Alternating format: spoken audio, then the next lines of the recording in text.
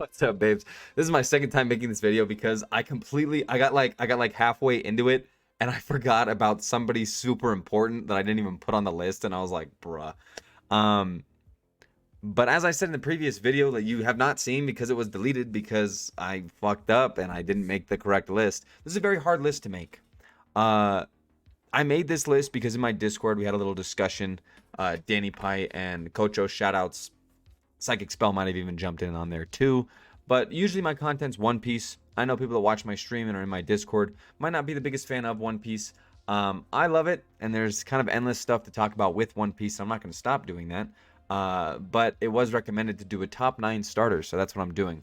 I'm not a PokeTuber, I'm really not. No people that are. I respect it, I respect them, but it's just not something that I can kind of talk about a lot, you know? I'm somebody who loves Pokemon. When I had version red, I remember standing behind my dad when he's in a chair kind of like this one, probably better because this one's a little broken, on eBay buying version red, and that was the first Pokemon I ever played, and what a magical experience that was, playing it up to Gen 4 as a child and then revisiting it now as I stream, having just beat Gen 6 Nuzlocke and Violet and Scarlet coming out soon. It's exciting, and I think it's a good time for this video. But let's get into it. Top 9 to start. We're not even starting with the top 9. What we're starting with is honorable mentions. And these two just fell off the list because I had forgotten about some homies that needed to be placed on here. Grass starters wise, there's only 2 grass starters that even made top 9. It's very much dominated by fire and water.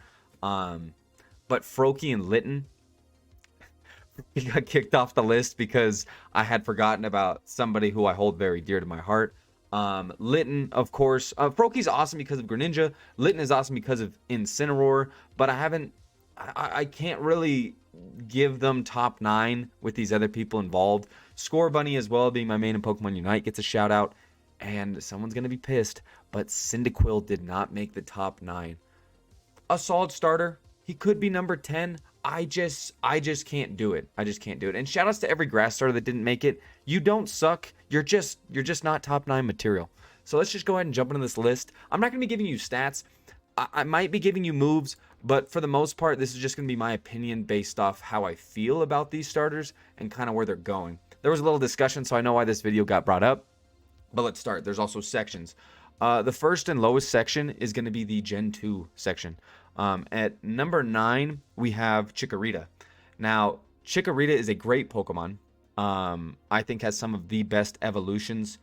Kind of like discount Bulbasaur in a sense, in all the ways except literally the physical appearance. I love Chikorita as a Pokemon.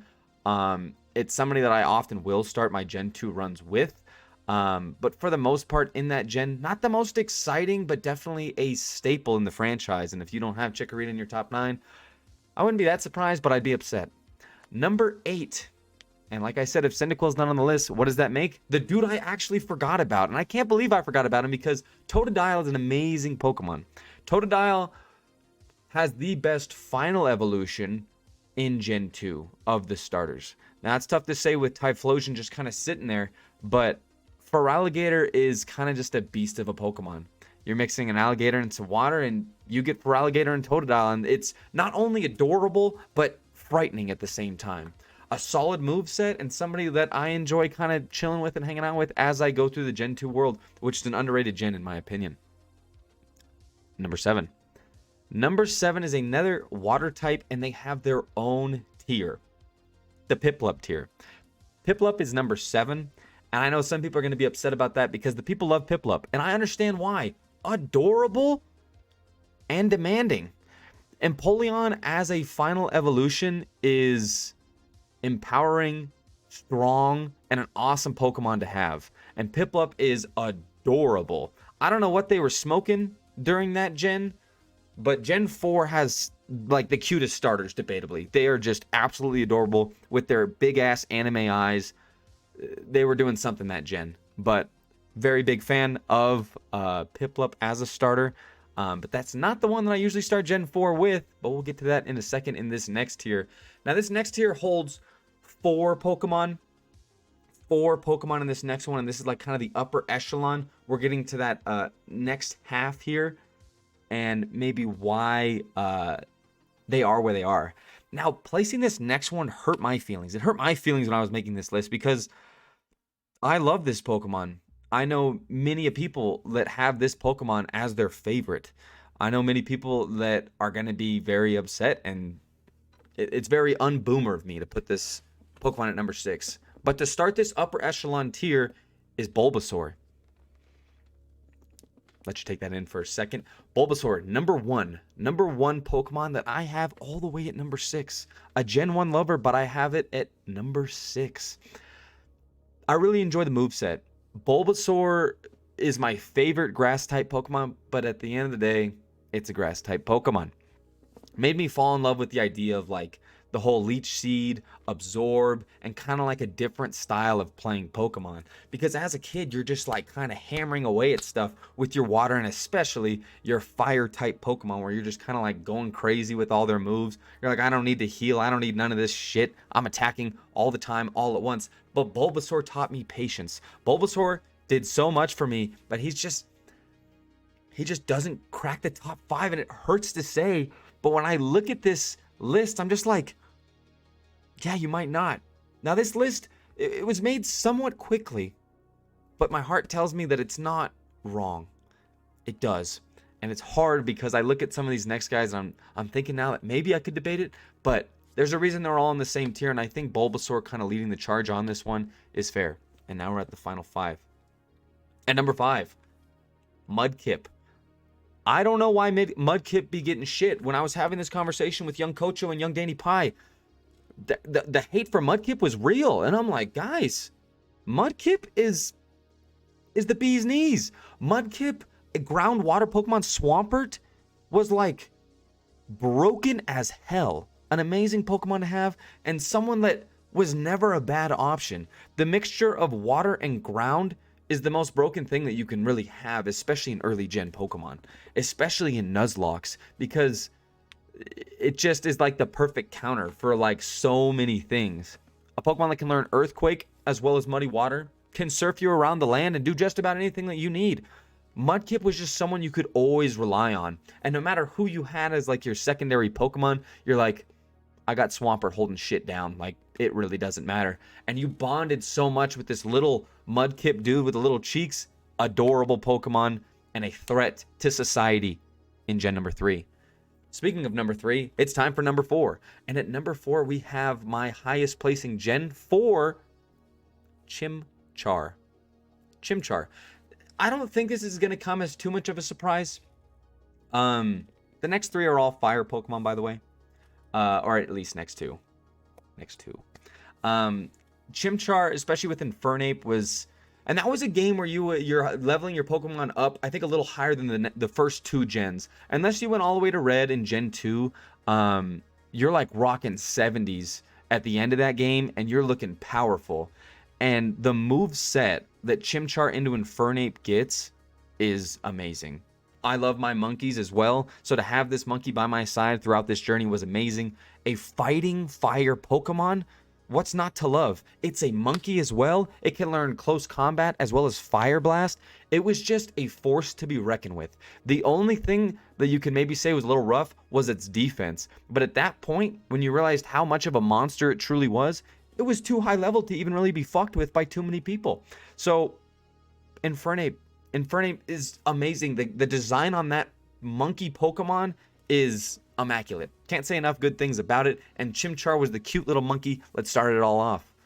Number 3, the last one of the upper echelon tier.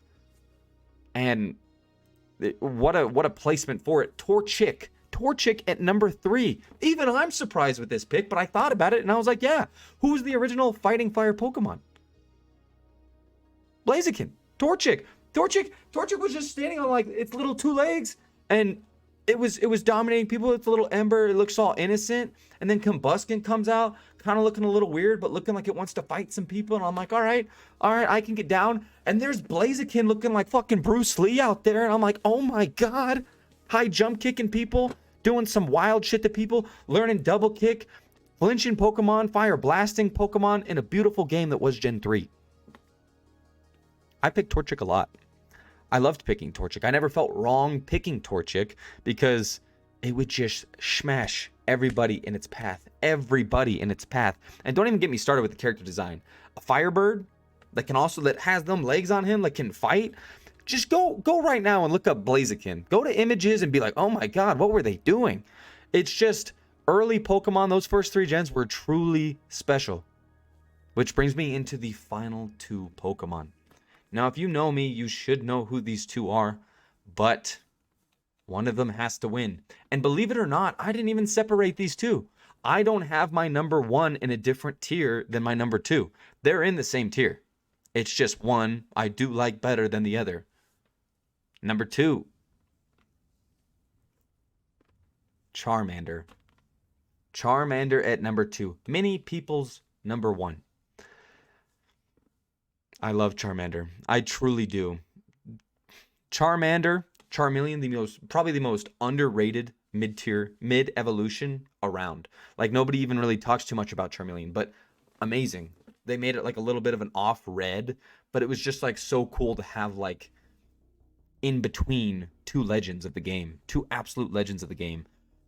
Charmander, who even in Gen 7 when I was just running him, I was so happy. And when I get Charizard, see the Mega Evolution and all this stuff, go look up how many Charizards there are. There's a reason why. There's a reason why that card sells for so much. Remember, I had my buddy on the stream and he was showing his holographic Charizards, and they're tucked away and looking all pretty because Charizard is when you look at Pokemon, you think of Pikachu and Charizard. It's like Pikachu and Charizard. You see Charizard in the anime and you're like, wow, that dude was just a dude. He wasn't messing around. He was a super cool Pokemon before his time. Even in the 90s, that man was rocking. I love Charizard. I love Charmander. I love fire types. I love dragons. I love everything that it's about. But.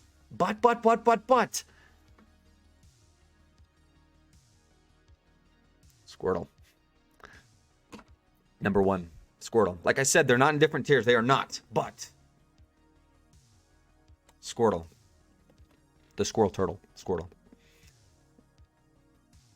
The water Pokemon. Literally in my mind right now, I'm picturing his little Pokemon card with I think it's 30 damage bubble. And he's on top of what looks like a bunch of grapes, but it's some purple shit. And it's this crazy looking Squirtle throwing out some bubbles. War Turtle. Another very underrated mid-evolution. I would actually even give it to Charmeleon. But Blastoise. They've given Blastoise some love in these new ones, but in my opinion, not enough. Or the love that they're giving him, when I saw him looking like a battleship, I was like, what's going on? I like classic Blastoise. Classic Blastoise. But Squirtle. Squirtle is still my favorite. Squirtle himself. I love Blastoise. I love Charizard. I love everybody's final evolutions, which if you have not noticed, that's a lot of what made this list, is knowing what these guys are going to grow up into. But I look at Squirtle and that's a starter. That's a starter I can stand beside. That's a starter that I love. That little Turtlemon. Equally as adorable as he is dangerous. And just a beautiful Pokemon that you just want by your side so much.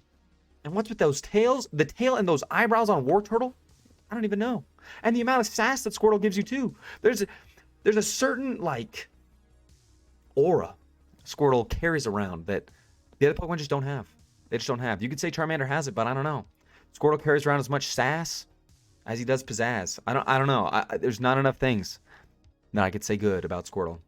There's just not. And not only that, but when all 3 of the final starters, all 3 of the first starters fought, who won? That's all I have for you guys today. Thank you.